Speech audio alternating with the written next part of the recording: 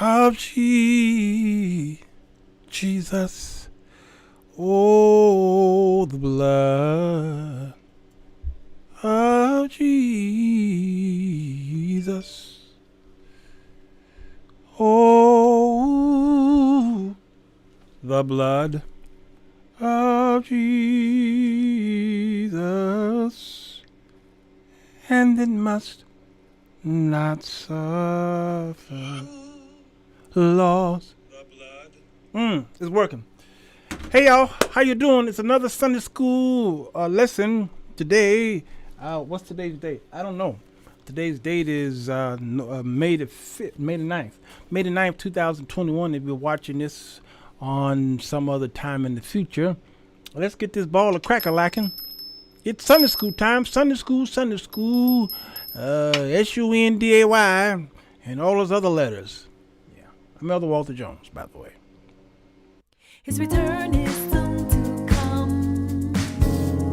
Every battle already won. Don't fear nor fret nor be dismayed, but you who endures to the end will be saved.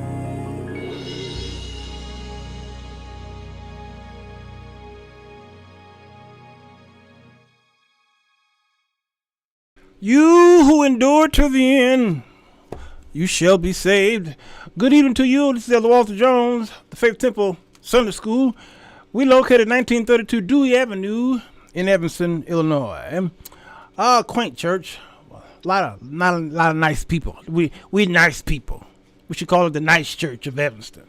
All right. I'm a little tired because long drive to go see my grandbabies. So I'm gonna try to get this a ball of crack-a-lacking here. We out of where are we? We out of Isaiah chapter 29, I believe it is. 29, and we're gonna start at the 13th verse, but I'd like to start at the first verse. Tomorrow the young people will be teaching this lesson. So what I want to do today is give you a history of the lesson. Isaiah's oracles warn against disobedience and promise blessings for obedience. Good to see you, Akins and Collins and Jenkins, and Doris James is here ready for class. All right, now see if I can. Do I need to do the whiteboard today? I don't know. There's so much going on in this thing. So let's grab a pen and see if we could research this lesson the best way we can. Let me see now. I've got to pull up some stuff here. Oh, okay. Move some stuff around here. All right, this is from last week, what I'm seeing here, and I guess I need to see about updating this page. Today, let's go to the marker here. We're talking about Isaiah. How do we get it? Something crashed. I mean, I can't get it to work. Okay. Hold on, y'all. Yeah, it was working just a few minutes ago. Hold on. Not sure why it don't want to work today. Okay. Well, I guess that won't be a whiteboard. Sorry, y'all. Something happened. Hold on. Let me see if I need to unplug it so that I could. Let's see. All right. Let me just turn the software off and reinitiate it. I'm so sorry, y'all. I didn't know all this was gonna happen. I didn't know. All right. Good to see you, Bellamy. Good to see you, Tim Moore. So good to see y'all. Bear with me here. I'm gonna turn my notepad back on to see if it's back working, and if not, well, we're just gonna have to do something else with our lives. Yeah, it's not working, and it might be the battery. Okay, well, I'm not gonna spend a whole lot of precious time with that. Today we're talking about Abraham. Let me remove this out of here. Today we're talking about Isaiah. Did I say Abraham? We're talking about Isaiah Now, Isaiah, his name means Yahweh is, or Yahweh is the source of salvation. Okay, that's what his name means. And Isaiah, he actually served a long time. And I'm going to see if I can get this other thing here to working. He served a very long time. He actually served about 60 years in ministry for the southern part of Israel. Okay. And he served 5 kings. Let me see if I can find them. I believe the kings are Uzziah, and that's the king that we are. Good to see you, Perry Casey. Thank you so much for such an amazing time. We know Isaiah when in the year King Uzziah died. It's actually the name would be pronounced Uzziah. Uzziah died. Okay, he served Jotham, Ahaz, Hezekiah, and he also served Manasseh. Now, let me see if this thing work here. Yes, it does. You'll see here, I reference this book quite often because you need to see these are the divided kingdoms of Israel, all right, between the kings, all right, and it you see where it starts with Jeroboam. Now, there were capitals. I'm showing you this because how you guys are going to read today's lesson. The capitals, they had several capitals in the northern kingdom, Shechem and Tirzah, and then today's lesson, you'll see the name Samaria pop up. Samaria, all right? Where did Samaria come? Well, it came from this king here, Omri. He served for 12 years, built the capital city of Samaria, all right? Had great military power, but continued to lead Israel into idolatry. Most of these northern kings did that, led the people into idolatry, especially Ahab. We talked about him last week, who married Jezebel, and we talked about how he teamed up with Jehoshaphat last week, and well, that didn't turn out too well for him. Okay, now as you see the kingdoms going forth, you see these prophets up in the northern kingdom, but there are no prophets in the southern kingdom. We talked about that last week. Well, when you turn the page, then you'll start seeing an end to Israel, the northern kingdom. Why? They were taken away by the Assyrians. Okay, that was the end of that kingdom. The southern kingdom continued. All right, Judah, with these kings that we talked about in the past few Sunday school lessons. Now, today's lesson, we're talking about Isaiah. He's the one who served all of these kings, okay, all of these kings here, and he served for 60 whole years, all right? I just wanted to catch you up there. You'll see certain names in the Bible, like Lebanon. Lebanon is used several times, maybe about 70 times. It's not so much to talk about the territory or the state itself, but more so about the glory of it. And usually it calls it the glory of Lebanon. You'll see that phrase a few times in the Bible, the glory of Lebanon. Well, where's Lebanon? Lebanon is there in the holy city. And you'll see it splash throughout the book of Isaiah. Isaiah 35, Isaiah chapter 60, Isaiah chapter 2. It talks about how tall and is known for its cedar trees. Lebanon is known for its cedar trees. And if you're located in an area where the cedar is, they were tall, and the temple and many other places were built by the great and magnificent glory of Lebanon, which is the cedar tree. All right. Even God spoke to Job in the book of Job. He was talking about his tail, the Leviathan, the behemoth tail is like the mighty cedar tree of Lebanon. You understand? So that is an explanation of who this beast was, and we believe that beast was a dinosaur. These are the dinosaurs that some of the unfortunate secular scholars believe that are not in the Bible, but I'm sorry to tell y'all they are. All right? So today I wanted to focus on chapter 28 leading into chapter 29. Chapter 28 brings in something familiar to some of you all who've been reading the Old Testament, and you heard some things and you began to interpret it in a bad way, unfortunately, and this happens to many of us. Even as teachers, we would read something and say, oh, all these years I thought it was one thing, but it turned out to be something else. If you open your King James Bible, you'll see in chapter 28 and 1, it says, woe to the crown of pride, to the drunkard of Ephraim. Now, King James mentioned Ephraim, okay, but the NLT would call it Samaria, all right, and there's they both are the same thing. Sometimes the Bible uses these phrases interchangeably, okay. All right, so Ephraim, what, 10 tribes, I believe, okay? And it was a border, I believe Ephraim was a border tribe in the northern territory. So it was named after Ephraim because it was such a powerful tribe with the other tribes joining forces with them. It was made up of 10. The southern territory of Israel was called Judah, with Benjamin being the other tribe, but Judah was powerful. And so here we see where Isaiah was prophesying to the southern kingdom of Judah.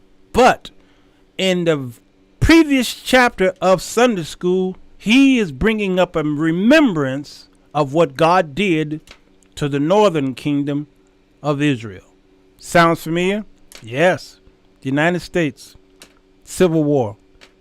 The northern states and the southern states. The Dixiecrats, the what were they called? Okay, the Confederate Army against the Union Army, and we see how that turned out. But Israel was divided the same way. They were brothers and sisters. They were cousins and what have you. But what God did was He used the Jews' enemies were their own cousins. So they were infighting within themselves, the northern and the southern kingdom, but also God used their foreign cousins to punish them.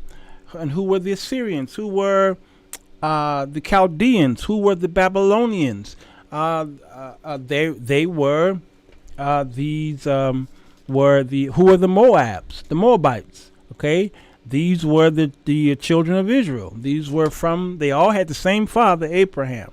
So in the United States, who was fighting? The same people who come across here, formed the 13 colonies and began to venture westward. And they began to call it it was like an eminent domain situation, but it was more so of a what is the name of that white woman who you see in your history books with the book in her hand? And I think she's called the Manifest Destiny. All right, they're saying that we were destined to take over this land. The Indians were already here.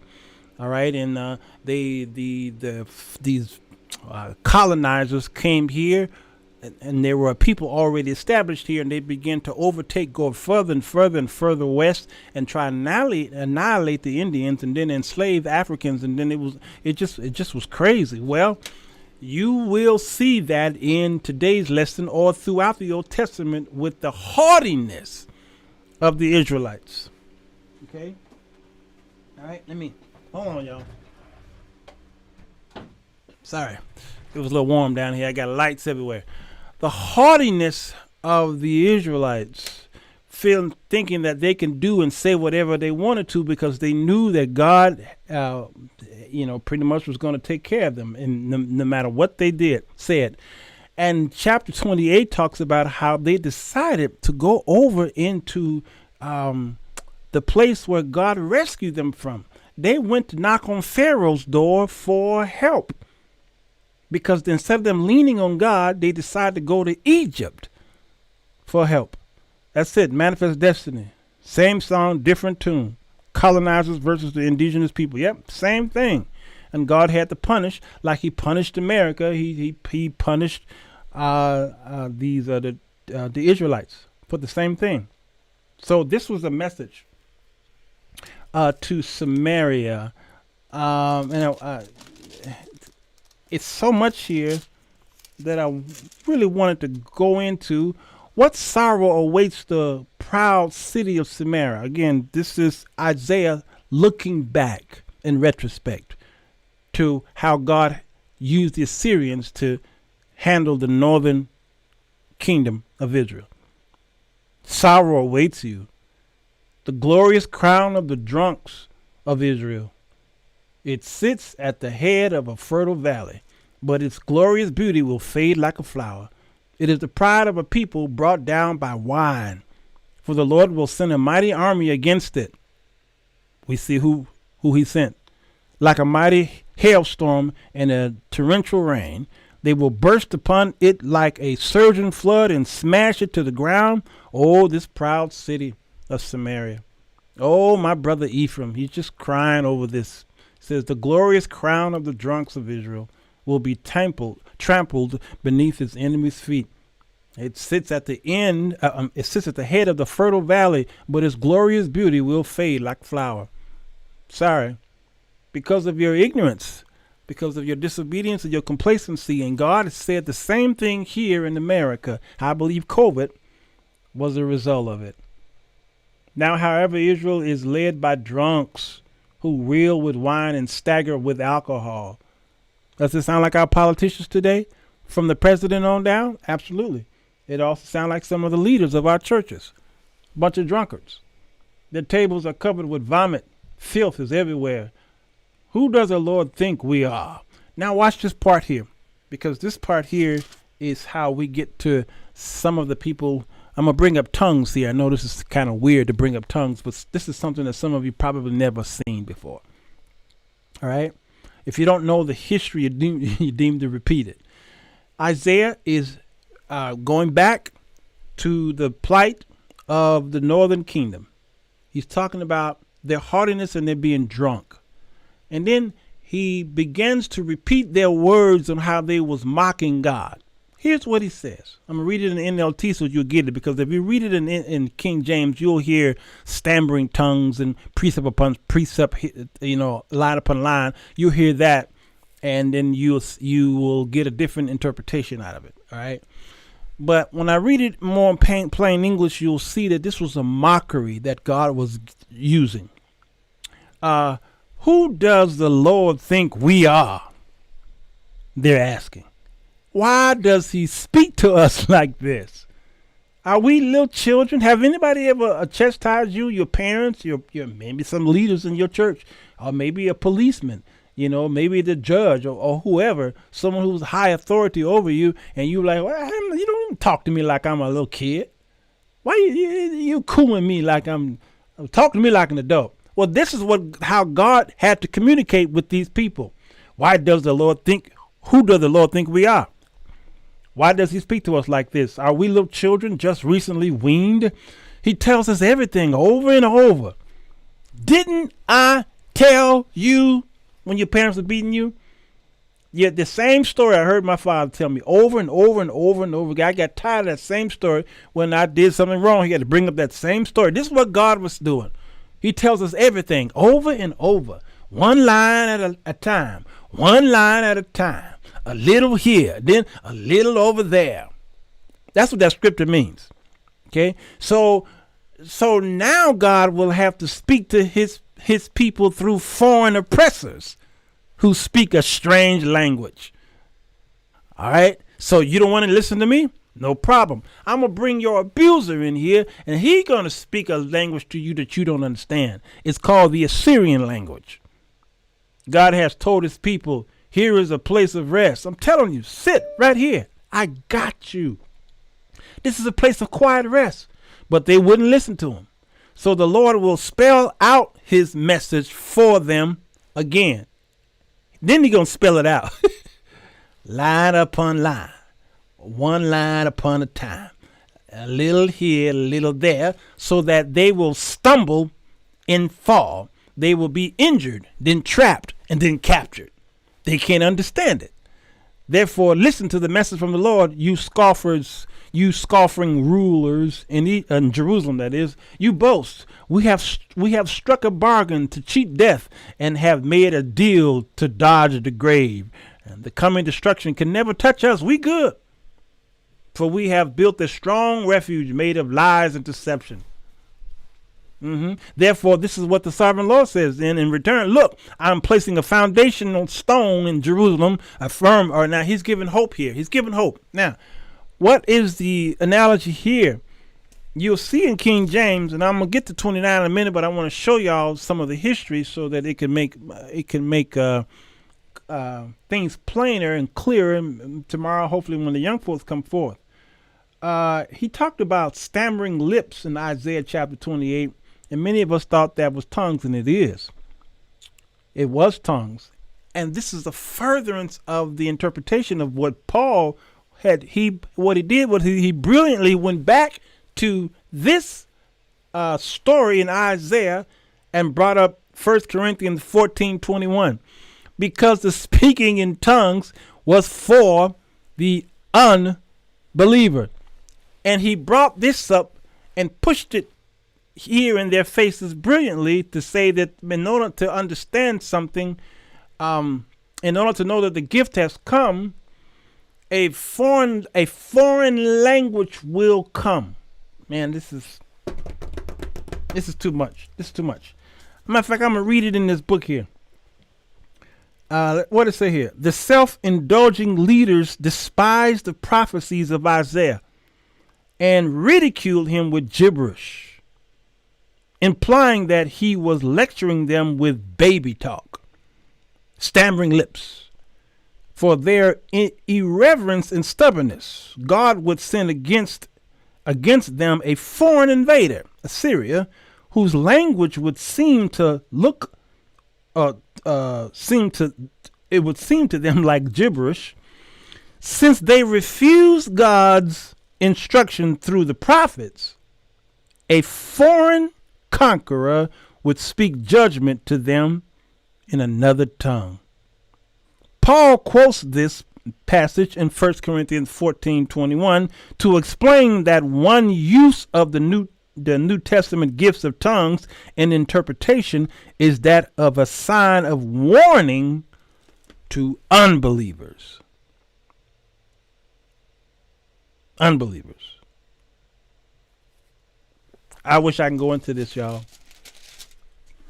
I really wish, because that should have hit somebody in the face when they were studying this lesson. That should have hit them in the face, which will cause us to do things differently in our churches. It will cause us to do things and look at things differently. Hey, Johnson, good to see you. Nurse Virgil, which verse is this? Isaiah 28 started verse 9. I know Michelle King. I'm King. Michelle Carter. Did I see a king here? So, 29.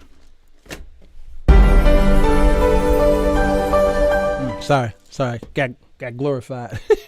I went to heaven. I got raptured. 29. Woe to Ariel. Woe to Ariel. All right, let's read this in NLT. Woe to Ariel. Who is Ariel? All right. What sorrow awaits Ariel, the city of David? Year after year you celebrate your feast, yet I will bring disaster upon you, and there will be much weeping and sorrow.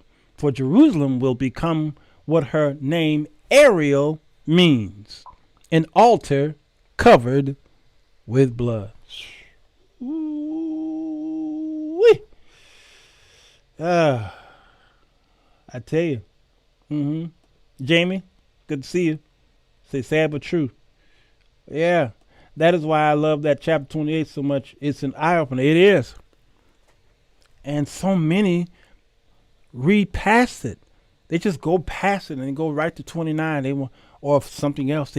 They think they understand it, but they don't know. And if you don't understand the history of it and what God was trying to do with the Northern Kingdom, you'll always think that that means something that you heard in your pulpits for a generation. You know, it's really sad. 3 says, I will be your enemy, surrounding Jerusalem and attacking its walls. I will build siege towers and destroy it. Then deep from the earth you will speak. From low in the dust your words will come. Your voice will whisper from the ground like a ghost conjured up from the grave. But suddenly, your ruthless enemies will be crushed like the finest of dust. Now, Isaiah's writing is quite quaint. Because what Isaiah does is he punishes us like our parents, or at least my parents did.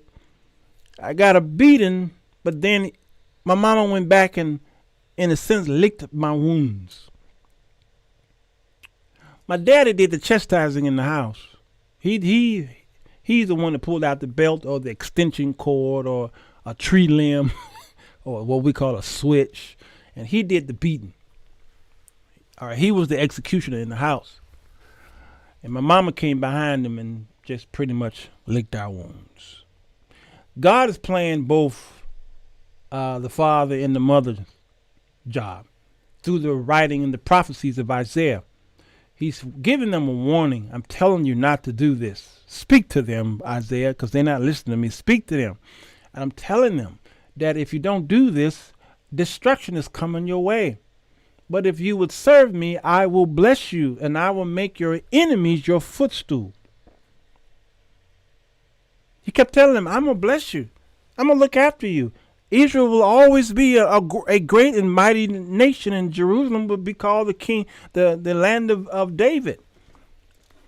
Ariel now is a blood place, okay? But this I gotta punish you by using the neighbors in whom you run into Egypt. Don't remember what I did for you in Egypt, and you running back to Pharaoh because you don't want to come to me? How many children do things to get themselves in trouble, but they can't go to their parents to say, Daddy, I'm pregnant. Mom, I got an F in school. I got arrested. Can you come get me? You know, what do the kids do? They call the next door neighbor or some cousin or uncle, or they call somebody, they can't come to their parents. And that's what the children of Israel is doing here in 29, or 28 and 29. They went to other nations in whom God hate. You're like, and there's no hate in God. Well, God said he hated who? Remember the two brothers? What brother did God say he hate? Which one? And what kind of hate is this? The problem with it was that the elders in my church were scared, because that scripture is raw truth for what it is. Yeah. Go to the popular route. Yeah, I feel you on that. All right. So when we get to the lesson, verse 13, let's see what Isaiah or God says. All right. What were 11? All of the future events in this vision are like a sealed book to them. When you give it to those who can read, they will say, we can't read. We can't read it because it's sealed. And when you give it to those who cannot read, they will say, we don't know how to read. That's what some of y'all are saying. When you're opening up the scriptures, we don't understand. We don't know how to read this. And so the Lord says, these people say they are mine. They honor me with their lips, but their hearts are far from me. And their worship of me is nothing but man-made rules learned by rote. Man-made rules learned by rote. Their worship is a farce. That's pretty much what it means. It's a farce. Because of this, I will once again astound these hypocrites with amazing wonders. Again, I did it before, and I'll do it again. The wisdom of the wise will pass away, and the intelligence of the intelligent will disappear. I mean, that's the greatest of the greatest scholars. These rogues, what y'all call them? Rogue scholars. The greatest, most celebrated scholars in that territory, he said, they'll pass away. What sorrow awaits those who try to hide their plans from the Lord, who do their evil deeds in the dark. The Lord can't see us, they say. He doesn't know what's going on. We're doing that today. God can't see us. He have no idea what's going on. Talking about don't tell my daddy because he will kill me. But daddy God sees and knows. David took an unlawful census where he was counting the people of Israel. And he wasn't supposed to do that. Thank you, Rhodes scholars. He wasn't supposed to do that. So God got upset and killed thousands of, prior to that, God got upset and he asked David, I'm going to punish you, but you get a chance to pick your punishment. My father said the same thing. He said, now, I'm going to beat you, but I'm going to let you choose your weapon of choice. You could take the extension cord from the iron. You know, back then the irons, they detached from the iron. So they were extension cords pretty much, or ironing cords. Okay? Or you can I can switch you. Go out there and get a switch from the tree, or I got a belt on. Which one? And what was David's words? David's words was something that I would use as well.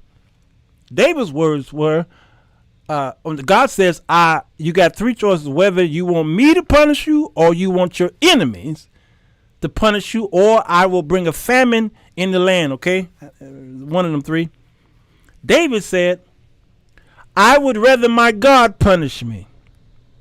Why? He says, because I can't trust my enemies. The enemy won't have mercy. But God will punish me, but he won't kill me. He will have mercy on my soul. So he said, I pick you, God. If our children would only understand the concept that if you tell daddy, no matter how bad it is, I won't punish you like the police would. I won't punish you like the judge who's getting ready to put you in jail for many years. I won't punish you like, now I will punish you, but my punishment won't be as harsh as theirs. They just look at you as just another face that they're going to put into the system. All right. And that's what's happening here with Isaiah. Come on, Carter. That's what David said. I don't get a choice growing up. You didn't get a choice. Repeated and memorized statements and words that sound good, but meaning nothing. Repetitive. He doesn't know what's going on. How foolish can he be? They talking about God. He is a potter, and he is certainly greater than you, the clay. Should the created thing say of the one who made it, he didn't make me? Does a jar ever say, the potter who made me is stupid? These people were stupid.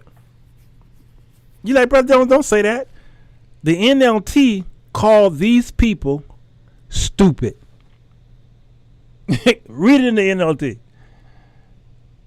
17 says, soon, and it will not be very long, the forests of Lebanon will become a fertile field, and the fertile field will yield bountiful crops. And in that day, the deaf will hear words read from a book, and the blind will see through the gloom and darkness, and the humble will be filled with fresh joy from the Lord. All right, now this is the messianic message you'll see in Isaiah. A lot of times Isaiah give, probably as far as the Old Testament is concerned, more messianic messages come out of Isaiah than I think any other Old Testament book there is. Good to see you, Laureline. I want to hear from the young folk about tomorrow. Isaiah offering hope for the future. For the future, Bible basis, Isaiah 29:13 through 24. Bible truth, Isaiah's oracles warn against disobedience and promise blessings for obedience. Blessings for obedience. Wow. The lesson aim says by the end of this lesson, we will value God's promise of mercy, which triumphs over God's judgment. Proclaim that an essential characteristic of God's nature is forgiveness, and rejoice in the manifestation of God's love in our own lives. So his mercy His- is greater than his judgment? Does that apply to 2021? I think so. Okay. Well, we'll Man. see what happens tomorrow morning. Tomorrow morning, the title, Offering Hope for the Future. I remember a great man said, I see you in the future And you look better. than what you look right now. See you next Sunday. Back to you, Uncle Walter. You look better than. Come on. You better say that. That's good stuff. That's from the young folks there, Elder Jarrell Watson and my dear niece, Tiffany Gregory, will be teaching tomorrow with two other people. Well, they're usually the ones that do the review for Saturday night, but I saw the list for tomorrow, but I don't remember who's going to be on that list tomorrow. But I believe Elder Jackson, Jarrell will be one of them. So let's get to the end of this. It says, that is why the Lord, who redeemed Abraham, says to the people of Israel, my people will no longer be ashamed or turn pale with fear.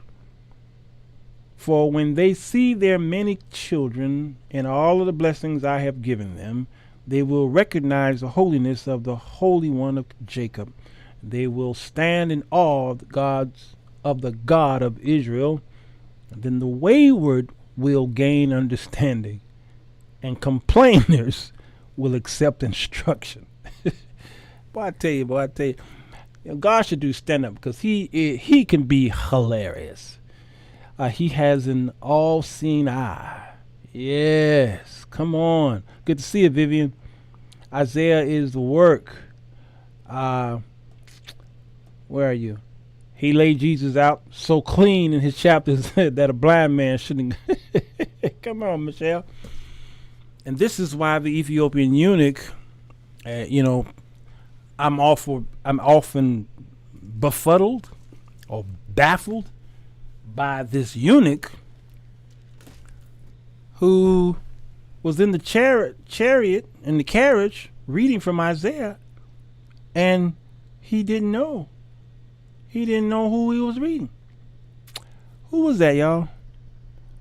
Which one of them deacons jumped up in there? Was it Philip? I have 12 hours of road lines in my head. I just got off the road, 12 hours, and all I see is white lines coming across the screen. And if you saw white lines for 12 hours, it's gonna take me 2 days to get that out of my head. So he asked him, "What? Do you know what you're reading?" He says, "How could I know if someone teach it to me?" Philip, was it Philip? And how would I know? And then he says, "Is he speaking about himself or someone else? Who could this Isaiah be speaking about?" And Philip says, "Scoot over, bro. Scoot over. Let me tell you who it is. Okay, we got to focus here. Let me show you who it is." And he told him who it was. How could they hear without a preacher? Can somebody finish that?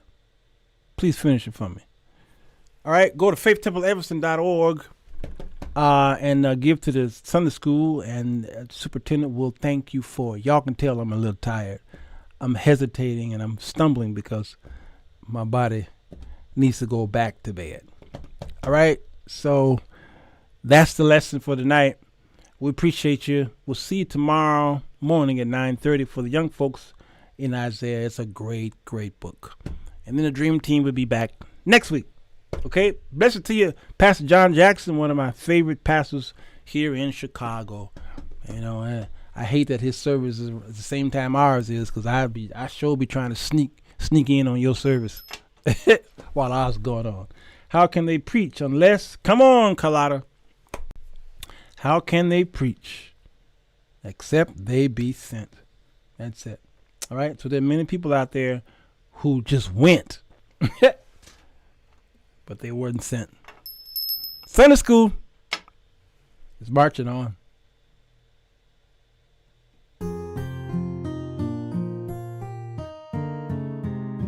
When the storm clouds form, hear the cries of doom and gloom. Sunday school still marches on. Then when the grass turns green and the flowers start to bloom, Sunday school still marches on. Marches on, marches on. Sunday school still marches on, marches on, marches on. Sunday school still marches, Sunday school still marches, Sunday school still marches.